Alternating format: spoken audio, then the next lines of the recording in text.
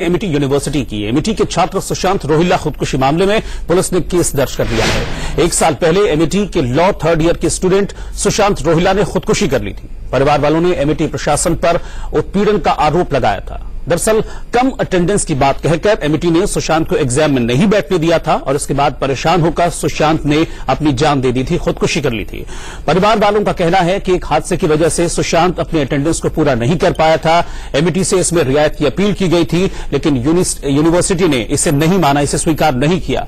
परिवार ने एमिटी के खिलाफ खुदकुशी के लिए उकसाने का केस दर्ज करने की मांग की थी। परिजनों ने चीफ जस्टिस समेत कई लोगों को चिट्ठी भी लिखी थी इसके संबंध में, जिसके बाद कोर्ट ने दखल दिया इस मामले में और अब पुलिस को केस दर्ज करना पड़ा है।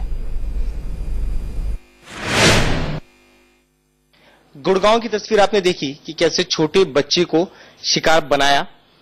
अब बात यह है कि क्या वाकई जगहों पर भी कुछ ऐसी ही तस्वीरें नजर आती हैं। सुशांत रोहिल्ला की हम बात कर रहे हैं। अमेठी यूनिवर्सिटी बड़ी यूनिवर्सिटी है, लेकिन उसके अंदर एक बच्चे ने सुसाइड किया।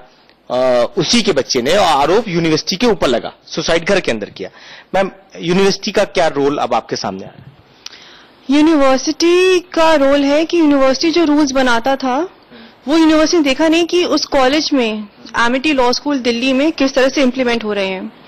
उनका आर्बिट्री इम्प्लीमेंटेशन था, जिस वजह से मेरे भाई ने सुसाइड किया। अगर आप अपने कॉलेज के लिए काम करते हैं, उसके लिए आप बाहर जाते हैं, कॉलेज में कोई इवेंट करना है तो आप उसके लिए पैसे जमा करने, स्पॉन्सर्स लेने बाहर जा रहे हैं, आप अपने कॉलेज को रिप्रेजेंट करने बाहर जा रहे हैं, भोपाल जा रहे हैं, आप मूट करने जा रहे हैं, डिबेटिंग करने जा रहे हैं, तो इस सबका आपको अटेंडेंस मिलना चाहिए। आप जो भी करें आप कॉलेज के लिए कर रहे हैं। अंत में हुआ ये है कि ये रूल्स फॉलो नहीं किए गए।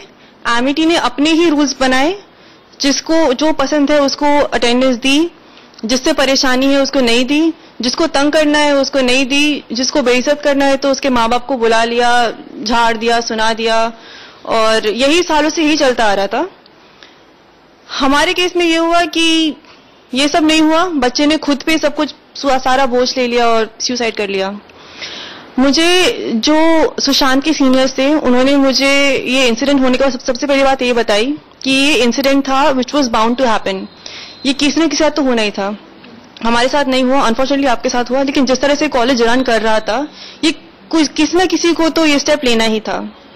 हमारे पास टेस्टिमनीज है सीनियर्स की, जिन्होंने कहा है कि हमें साइकियाट्रिक ट्रीटमेंट लेनी पड़ी एक टीचर की वजह से। 1 साल बीत चुका है, मामला कोर्ट में है, तो शुरुआत में शायद यूनिवर्सिटी को FIR में नहीं जोड़ा गया था।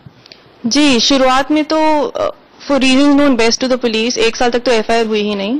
जो हमने कंप्लेंट दी थी उसके ऊपर कितनी बार इन्वेस्टिगेशन हुआ, क्या हुआ, हमारे इन्वेस्टिगेटिंग ऑफिसर्स इतने बार बदले गए, और ये कोर्ट के ऑर्डर के ऊपर ये FIR हुआ है। क्या पुलिस के ऊपर दबाव, या आप मानते हैं कि मतलब उस तरीके से जैसे पुलिस को काम करना चाहिए था वैसे नहीं किया? इस पहले साल में तो नहीं करा। अब कोर्ट के कहने पे मामला ट्रांसफर हो गया है दिल्ली में क्राइम ब्रांच को, तो अब हमें क्राइम ब्रांच से उम्मीद है कि जल्द से जल्द वो अपना काम फैली। तो अब चूंकि कोर्ट के दखल के बाद ये मामला दर्ज हुआ है, तो सुशांत के परिवार को उम्मीद जगी है कि उन्हें इस मामले में इंसाफ जरूर मिलेगा। एक छोटे से